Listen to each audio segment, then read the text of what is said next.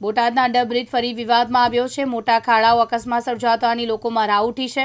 બોટાદથી બરવાડા અમદાવાદ તરફ જવાના માર્ગ ઉપર 22 થી 25 કરોડ રૂપિયાના ખર્ચે અંડરબ્રિજ બનાવવામાં આવ્યો છે। 5 વર્ષથી અંડરબ્રિજમાં અનેક પ્રકારના વિવાદો સામે આવી રહ્યા છે। દર ચોમાસાની સિઝનમાં રોડમાં મોટા ખાડા પડી જવાની ઘટના બનતી રહે છે। કોંગ્રેસ પક્ષ દ્વારા અંડરબ્રિજમાં સૂત્રોચ્ચાર કરી રસ્તા રિપેર કરવાની માંગ જાગૃત નાગરિક કરવાનો પ્રયત્ન કર્યો છે। આગામી સમયમાં જો બોટાદ શહેરમાં રોડ રસ્તા રિપેરિંગ નહીં થાય તો ઉગ્ર આંદોલન કરવાની નગરપાલિકાનો ઘેરાવ કરવાની ચીમકી આપી છે। બોટાદ શહેર ખાતે અંડરબ્રિજ બોટાદ શહેર સાળીનપુર રોડની ચોકડી ઉપર આવેલ અંડરબ્રિજની અંદર મસ્ત મોટા ખાડાઓ પડી ગયા છે। દ્રશ્ય બતાવશું, કેમેરામેનને કહીશું કે અહીંયા વાહન ચાલકો હેરાન પરેશાન થઈ રહ્યા છે। કોંગ્રેસ દ્વારા વિરોધ પ્રદર્શન કરી રહ્યા છે। સૂત્રોચ્ચાર સાથે કોંગ્રેસ અહીંયા સૂત્રો કરી રહી છે। એમને કોંગ્રેસના કાર્યકરોની સાથે વાત કરવાના પ્રયત્ન કરશું। અહીંયા કોંગ્રેસના કાર્યકરો છે, નામ આપનું? સિકંદર જોશિયા। સિકંદરભાઈ, અહીંયા અંડરબ્રિજની અંદર મસ્ત મોટા ખાડા પડી ગયા, શું કહેશું?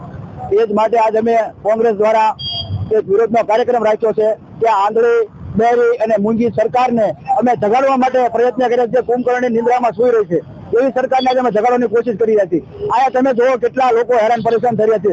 ગમે એટલા તમે અહીંયા તાઇફા કરો, જે કરો, પણ કોઈનું કોઈ સાંભળતું જ નથી। એ માટે આજે અમે એ મૂંગી બેરી સરકારને જગાડવાની કોશિશ કરી છે। કોંગ્રેસના કાર્યકરો દ્વારા જણાવાયું છે કે મૂંગી બેરી સરકાર અહીંયા એમની જેમને તેમ છે તેમના કેવી રીતે હાલતમાં કરોડો રૂપિયાનું પાણી કરી નાખ્યું છે, કેવી રીતે વિરોધ કરી રહ્યા છે કોંગ્રેસના કાર્યકરો। અને સૂત્રોચ્ચાર સાથે કોંગ્રેસે અહીંયા વિરોધ પ્રદર્શન કરી અને માંગ કરવામાં આવી રહી છે કે તાત્કાલિક ધોરણે અહીંયા પુલનું કામગીરી કરવામાં આવે તેવી માંગ કરવામાં આવી રહી છે। આપણે કોંગ્રેસના જિલ્લા પ્રમુખ મહિલા છે એમની સાથે સીધા વાત કરવાના પ્રયત્ન। નામ ગીતાબેન પરમાર। ગીતાબેન, અહીંયા અંડરબ્રિજની અંદર મસ્ત મોટા ખાડા પડી ગયા છે, શું કહેશો?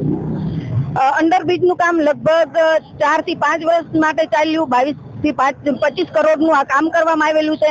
જ્યારે બ્રિજ બન્યા પછીના ત્યારથી અત્યારે 4 વર્ષ સુધી સતત આ કામ ચાલુ છે। જ્યારે વરસાદનો માહોલ થાય ત્યારે બ્રિજની અંદર અત્યારે નથી વરસાદ થતા 2.5 ફૂટ પાણી ભરેલું છે। જ્યારે વરસાદ આવે તો સદંતર આ રસ્તો બંધ થઈ જાય છે, જે મેઇન રસ્તો છે સોનાવાલાનો અને અમદાવાદથી આવે એ રસ્તો। આની અંદર કલેક્ટર, મામલતદાર, ચીફ ઓફિસર બધાની ગાડીઓ અહીંથી જાય છે, આવે છે।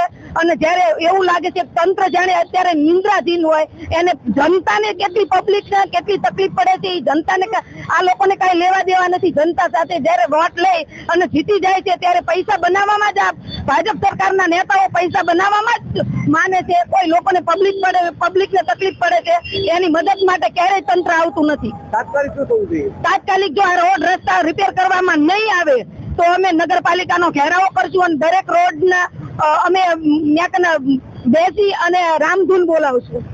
કોંગ્રેસના મહિલા પ્રમુખ દ્વારા જણાવવામાં આવ્યું છે કે કરોડો રૂપિયાનું પાણી કરવામાં આવ્યું છે, લોકો હેરાન પરેશાન થઈ રહ્યા છે। જો રોડનું કામ નહીં કરવામાં આવે તો અમે કોંગ્રેસ દ્વારા વિરોધ કરવામાં આવશે અને ઉપવાસ માટે બેસવાની ચીમકી પણ ઉચ્ચારવામાં આવી છે। ભોસા ચકલિયા, દિવ્યાંગ ન્યૂઝ, બોટાદ।